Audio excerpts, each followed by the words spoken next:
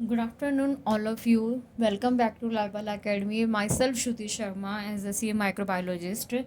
So today again start my topic for the OTT students, the microbiology.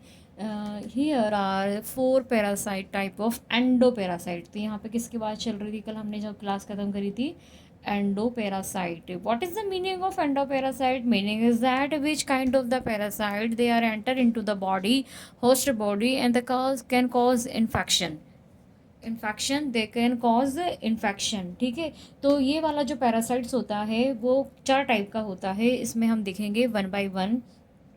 Obligate parasite कि they are can not live without any host, मतलब कि ये parasite जो होते हैं उनको होस्ट की रिक्वायरमेंट जरूरत, होस्ट की requirement, they are can not live without any host, यानी कि ये वाले जो पैरासाइट है वो विदाउट होस्ट के सर्वाइव नहीं कर पाते हैं।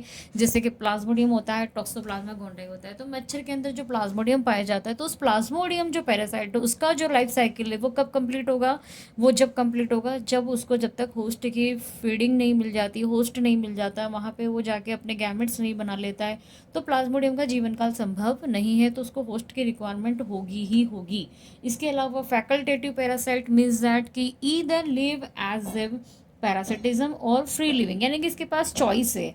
दे हैव चॉइस कि what kind of choice, they are a parasitism और फ्री लिविंग। चाहे तो फ्री लिविंग रह सकता है, चाहे तो ये पैरासिटम जैसा बिहेवियर भी कर सकता है। नेग्लेरिया फॉर्मुलेरिस का एग्जाम्पल है। Next is free living parasite means कि they can live without host. यहाँ पे समझ में आ ही रहा है कि फ्री लिविंग का मतलब है कि विदाउट होस्ट वो आराम से सर्वाइव कर सकता है। तो यहाँ पे भी आप सेम एग्जांपल लिख सकते हैं नेग्लेरिया फॉर्मुलेरी का। ठीक है, another is that accidental parasite. ये थोड़ा सा इंटरेस्टिंग पैरासाइट है जो आपको पता चलेगा। तो इनफैक्ट अनयूजुअल होस्ट जिसका नाम है डॉग।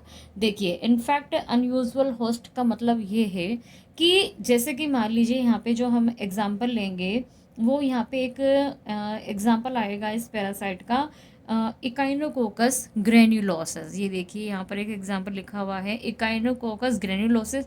किसका एग्जाम्पल है? This is the parasite. What is the parasite? Endoparasite है। इट मीन्स कि इकाइनोकोकस ग्रेन्युलोसिस जो होता है वो, उसका जो लाइफ साइकिल होता है, आप इसको एक्सीडेंटल को आराम से समझिए। तो ये जो इकाइनोकोकस ग्रेन्युलोसिस होता है वो पाया कहाँ जाता है? इट फाउंड इन डॉग, यानी कि ये डॉग की बॉडी में प्रेजेंट होता है। और वहाँ से निकल के अपना जब एग इसके फीसस में निकलता है, डॉग के फीसस में, तो ये जाता है सॉइल में। सॉइल से ये जाने के बाद इसका जो सॉइल, जो शीप होती है वो इसके एग को इंटैक्ट कर लेती है। और वहाँ पे फिर शीप के बाद जब वो शीप अपने स्टूल से जब रिलीज करता है तो वापस उसकी सिस्ट जो है वो डॉग में जाती है। तो कहने का मतलब ये कि यहाँ पे ये जो इकाइनोकोकस ग्रेन्युलोसिस है ये डॉग के अंदर पाया जाता है, डॉग से घूम के वो सॉइल में, सॉइल से शीप से, शीप से डॉग में। इसकी लाइफ साइकिल कैसे चलती है? Dog to soil, soil to sheep, sheep to dog. लेकिन अगर सडनली वहाँ पर कोई अगर मैन आ जाता है बीच में, ये डेफिनेटिव होस्ट है इसका, डेफिनेटिव या इंटरमीडिएट होस्ट हम आगे जाके मैं आपको डिटेल में समझाऊंगी। ये इंटरमीडिएट होस्ट है, ये आपका यहाँ पे इंटरमीडिएट होस्ट है, और ये आपका डेफिनेटिव होस्ट है। डेफिनेटिव होस्ट का मतलब होता है जहाँ पे पैरासाइट का मेन सेक्सुअल रिप्रोडक्शन होता है, और इंटरमीडिएट होस्ट का मतलब होता है जहाँ पे कि वो एक्सेक्सुअल रिप्रोडक्शन करते हैं। डेफिनेटली इंटरमीडिएट को मैं आके आपको और आगे जब इसका होस्ट पे जब इसका लेक्चर बनेगा तब मैं आपको वहाँ पे समझाऊंगी। तो हम बात कर रहे थे एक्सीडेंटल की। तो इसकी जो लाइफ साइकिल है इकानोकोकस की वो चलती है डॉग और शिप से, या ह्यूमन का कोई काम नहीं है। बट अगर बाई एक्सीडेंटली ये सिस्ट अगर मेन इंगल्फ कर लेता है या कंटेन कर लेता है या उसकी बॉडी में चली जाती है, तो ऐसे पैरासाइट को हम बोलेंगे एक्सीडेंटल पैरासाइट। जैसे हमारा एक्सीडेंट होता है ना, सडनली होता है, बिल्कुल सडनली होता है, हमें पता नहीं होता कि क्या होने वाला है। तो ये इसके रूट नहीं था, मैन में इसका कोई भी काम नहीं है, लेकिन मैन से ये फिर अगर इकाइनोकोकस की सिस्ट चली जाती तो बाय सर्जिकल से ही वो बाहर निकलती। ऐसा नहीं है कि फिर वो मैन के स्टूल से बाहर आ जाएगी, नो, क्योंकि इकाइनोकोकस का डेवलपमेंट वहाँ पर नहीं हो पाता है। उसकी लाइफ साइकिल तो डॉग से शिप में होनी थी, मैन में तो होगी नहीं। तो मैन यहाँ पर एज ए एक्सीडेंटल होस्ट हो गया, और मैन और यहाँ पे पैरासाइट जो हो गया वो एक्सीडेंटल पैरासाइट हो गया। होपफुली आपको समझ में आया होगा। अगर नहीं आया तो आप इस लेक्चर के बाद मुझे कमेंट में डाल सकते हैं कि अगर आपको समझ में नहीं आया, तो मैं आपको यहाँ पे आगे एक बार और समझाने की कोशिश करूँगी। अगला है अबीरियंट पैरासाइट। तो aberrant infects host but they can further development Toxocara canis infect human dog roundworm. ये जो टॉक्सोकेरा कैनिस होता है ये क्या होता है, ये डॉग राउंडवॉर्म के नाम से जाना जाता है, क्योंकि यहाँ पे तो फिर भी डॉग से शीप, शीप से डॉग में इसका लाइफ साइकिल चलता है, लेकिन यहाँ पे तो डॉग से इसमें ये पाए जाने वाला टॉक्सोकेरा कैनिस से उसके एग निकलेंगे, एग जाएंगे सॉइल में, सॉइल जाएगा फीसस में, वापस ये डॉग में, यानी कि इसके life cycle dog to dog चलती है। ठीक है, यहाँ पे अगर ये एबिडेंट पैरासाइट है, अगर ये गलती से ह्यूमन में चला भी जाता है तो वहाँ पे इसकी कोई भी लाइफ साइकिल कंप्लीट नहीं होने वाली है। जबकि यहाँ पे दो होस्ट हैं कि इसको जाना था शीप में लेकिन चला गया वो मैन में। एक्सीडेंटल एबिडेंट दोनों एक दूसरे से थोड़े से मिलते जुलते हैं, बट ये ध्यान रखिएगा आप कि एबिडेंट पैरासाइट में अगर और भी कोई पैरासाइट होता है कैनिस के अलावा, तो वहाँ पे एबिडेंट पैरासाइट का मतलब होता है जहाँ पे ह्यूमन में कोई भी अदर उसका फर्दर जो डेवलपमेंट है उसके लिए वो होस्ट वहाँ पर जिम्मेदार नहीं है। तो आई होप आपको शायद obligate, facultative, free living and accidental abundant parasite में समझ में आ गया होगा। अगर क्वेश्चन आता है आपका एग्जाम में कि व्हाट इज़ द पैरासाइट, तो आपको इस तरह से वहाँ पे चीज़ों को डिफाइन करना है बाय क्लासिफिकेशन। ठीक है, इनके क्लासिफिकेशन जब भी आप पैरासाइट का रखें तो कभी भी उसका एग्जाम्पल लिखना ना भूलें, क्योंकि एग्जाम्पल से ही पैरासाइट को मतलब बेसिकली जाना जाता है। अगर आप यहाँ पे एग्जाम्पल नहीं लिखेंगे तो एग्जामिनर को नहीं समझ में आएगा कि कौन सा पैरासाइट, कौन सा क्या नाम का पैरासाइट जो है वो यहाँ पर काम आता है। अगला है आपका होस्ट। देखिए, होस्ट वाला पार्ट भी मैं यहीं पैरासाइट में कवर कर रही हूँ, क्योंकि ये सब एक दूसरे से मिलते जुलते हैं, अलग तो कुछ है नहीं। तो जैसे मैंने आपको पैरासाइट के बारे में डिस्क्राइब किया कि what is the parasite, what is the meaning of classification and what kind of parasite present in their earth, and इसके अकॉर्डिंग इनका जो लाइफ स्टाइल होता है, जो इनका लाइफ साइकिल होता है वो कंप्लीट होता है। अब चूंकि लाइफ साइकिल कंप्लीट होने के लिए क्या चाहिए, होस्ट की बॉडी चाहिए।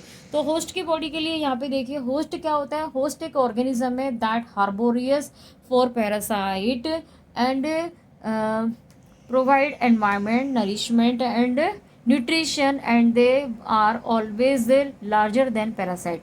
देखिए, सीधी सी बात है, ये पैरासाइट बड़े छोटे छोटे होते हैं, लेकिन जिनके होस्ट होते हैं ना वो बड़े बड़े होते हैं। जैसे प्लाज्मोडियम हमारी बॉडी में जाएगा तो हम उसके लिए बहुत बड़े हैं, प्लाज्मोडियम के तो स्पोरोजोट जाते हैं जो कि बहुत छोटे होते हैं। तो हम क्या है, होस्ट है, पैरासाइट वो प्लाज्मोडियम है। ठीक है, तो ऑब्वियसली वो हमारी बॉडी में जाने के बाद हमारे जितने भी असेंशियल एलिमेंट होते हैं like protein, vitamin, nucleic and ये जितने भी अमाइनो एसिड्स होते हैं, वाटर होता है, जितने भी हमारे कंटेन हमसे रिच होता है हमारा बॉडी, ये उसका न्यूट्रिशन लेते हैं और अपना डेवलपमेंट वहाँ पर नरिशमेंट क्या करते हैं, करते जाते हैं। तो इसके अकॉर्डिंग टाइप ऑफ होस्ट में अगर बात करेंगे तो यहाँ पर definitive, intermediate, paratenic, reservoir and accidental host. तो जैसा मैंने आपको वहाँ पे पैरासाइट के टाइप्स पढ़ाए थे, यहाँ पे होस्ट के टाइप है। Sometimes it can be asked in your exam that कि what is the meaning of host and what is the relation between the parasite and host. So you can define step by step कि what is parasite, what is host, what is the classification of host. So now start first is a definitive host. So meaning is that the mosquito act as a definitive host for Plasmodium parasite. अब आधे से ज़्यादा लोगों को ये confusion है कि जो मलेरिया होता है, जो मलेरिया की डिजीज़ होती है, वो आधे से ज़्यादा लोगों को ये पता है कि मलेरिया की डिजीज़ ओनली एक इंसेक्ट बाइट से होती है, यानी कि मच्छर के काटने से होती है। तो जो नॉन टेक्निकल स्टाफ है, जो नॉन मेडिकल स्टाफ है, वो ये जान सकता है कि भैया मच्छर के काटने से हमें मलेरिया हो जाता है। बट जो मेडिकल लोग हैं, जो मेडिकल की पढ़ाई करते हैं, जो पैरासाइट के बारे में जानते हैं, जिनको पूरा मालूम है कि मलेरिया क्या चीज़ होती है, तो भैया मलेरिया जो है ना मच्छर के काटने से तो ठीक है होती है, लेकिन ऐसे क्या है जो मच्छर इसके अंदर छोड़ देता है। तो मच्छर अपना कुछ भी नहीं छोड़ रहा है उसके अंदर, उस मच्छर के पेट में वो प्लाज्मोडियम जो पैरासाइट है, जो प्रोटोजोआ है, यानी कि ये जो प्रोटोजोआ है, कौन, प्लाज्मोडियम। अब ये प्लाज्मोडियम जो पैरासाइट है, ये जो पैरासाइट है ये कहाँ प्रेजेंट है भैया, उस मच्छर के अंदर प्रेजेंट है। ये जब इसके अंदर प्रेजेंट होता है तो ये इसकी सलाइवा में आ जाता है, सलाइवा से जब ये काटने जाता है किसी ह्यूमन को तो वो प्लाज्मोडियम को छोड़ता है। तो मतलब कहने का ये है कि मलेरिया एक पैरासिटिक इन्फेक्शन है, not a viral infection, not a bacterial infection, not a fungal infection, it kind of a parasitic infection which type of the parasite present in the gut of insect. Okay, मादा anopheles जो मच्छर होती है female Anopheles, उसके गट में इसका development होता है। देन इसके सलाइवा में इसके स्पोरोजोट आते हैं जब मच्छर काटने जाता है, क्योंकि आपको मैं बता दूं कि मादा एनाफिलीज का जीवन काल तभी पूर्ण होता है जबकि वो जब तक कि वो ह्यूमन के ब्लड को एक बार वो फीड नहीं कर लेती, क्योंकि उसका भोजन है। जबकि मेल एनाफिलीज का ये भोजन नहीं है।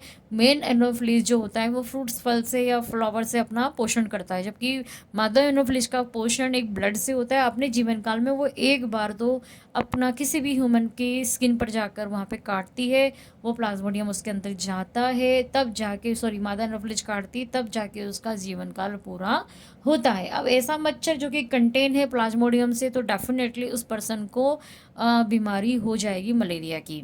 तो आई होप आपको समझ में आया होगा कि डेफिनेटिव होस्ट जो होते हैं वो पैरासाइट होते हैं सेक्सुअली रिप्रोडक्शन, मतलब कि ये जो मच्छर है ये डेफिनेटिव होस्ट है किसके लिए, प्लाज्मोडियम के लिए।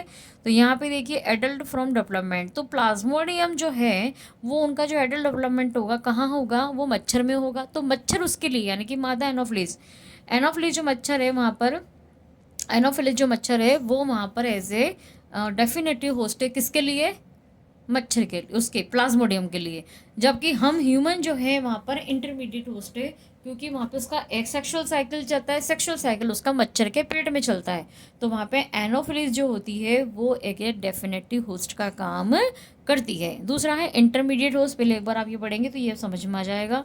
तो man act as a intermediate host in malaria, देखिए यहाँ पे भी मलेरिया की कंडीशन है, यहाँ पे भी मलेरिया कंडीशन है।